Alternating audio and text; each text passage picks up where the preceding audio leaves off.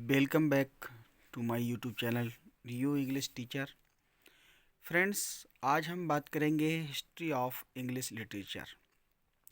जी हाँ, वैसे तो जो एंशियंट इंग्लिश है उसका काल, उसका समय एंग्लो सैक्सन से भी पहले आता है, लेकिन हम यहाँ क्योंकि इंग्लिश लिटरेचर की बात कर रहे हैं तो इसलिए हम हिस्ट्री ऑफ इंग्लिश लिटरेचर पर चर्चा करेंगे। तो सबसे पहला पीरियड होता है एंग्लो सैक्सन पीरियड। ये 450 से 1066 450 से 1066 तक माना जाता है और ये पीरियड मध्य पाँचवीं या अंतिम 5वीं शताब्दी से माना जाता है।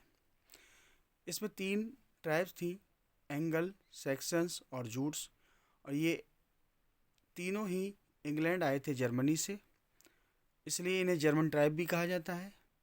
एंगल और सैक्सन्स ने मिलकर एंगल्स और सैक्सन्स से मिलकर एंग्लो सैक्सन पीरियड की स्थापना की।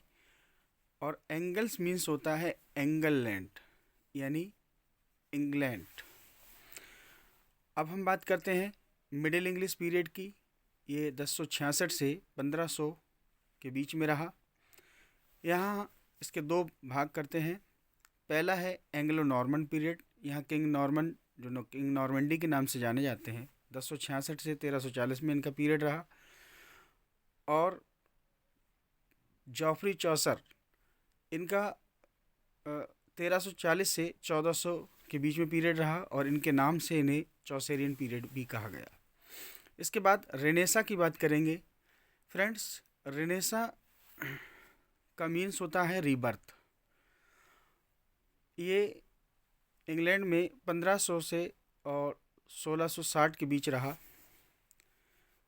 पहले द अर्ली रेनेसा 1453 से 1558, जिसे हम देखते हैं कि यहाँ यूनिवर्सिटी बिट्स थे जो शेक्सपियर के लिए उन्होंने एक अच्छा प्लेटफॉर्म तैयार किया। और कहते हैं कि क्रिस्टोफर मार्लो अगर नहीं होते तो शेक्सपियर भी नहीं होते।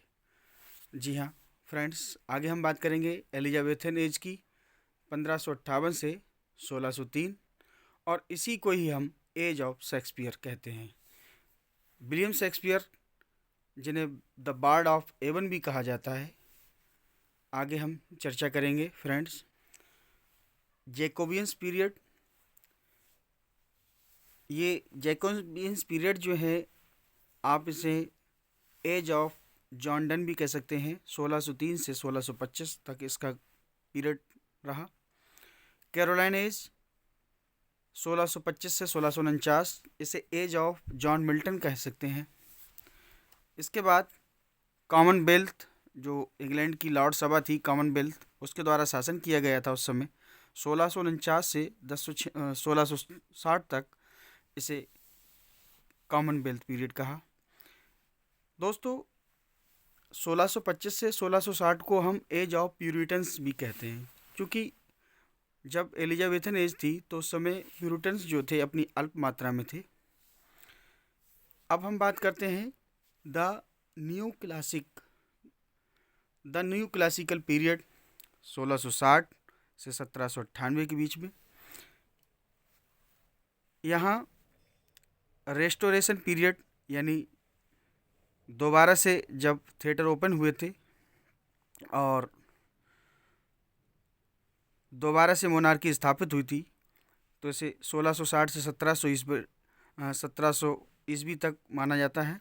इसे एज ऑफ जॉन ड्राइडन भी कहते हैं। इसके बाद द अगस्टन एज 1700 से 1745, इसे एज ऑफ अलेक्जेंडर पॉप भी कहते हैं। इसके बाद द एज ऑफ सेंसिबिलिटी 1745 से 1798, इसे एज ऑफ ट्रांजिशन या एज ऑफ जॉनसन भी कहते हैं। ट्रांजिशनल एज और एज ऑफ जॉनसन और एज ऑफ सेंसिबिलिटी सेम ही है। इसके बाद हम बात करते हैं रोमांटिक पीरियड की। यहाँ इसे एज ऑफ वर्ड्सवर्थ भी कहते हैं, 1798 से 1837। यहाँ एक मोस्ट इम्पोर्टेंट लिरिकल बैलेट के नाम से जो वर्ड्सवर्थ और एसटी कॉलेज ने 1798 में पब्लिश कराया था। और उस समय जब इन्होंने पब्लिश कराया था तो इन्होंने अपना नाम नहीं दिया था।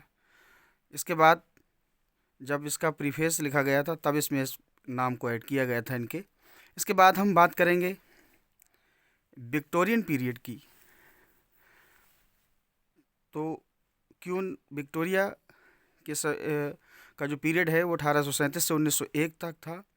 इसमें प्री रेफेलाइट्स, जिसे प्री रेफेलाइट्स ब्रदरहुड भी कहते हैं, 1848 से 1860, और एस्थेटिक्सिज्म एंड डिकाडेंस इसे 1880 से 1901 तक माना जाता है।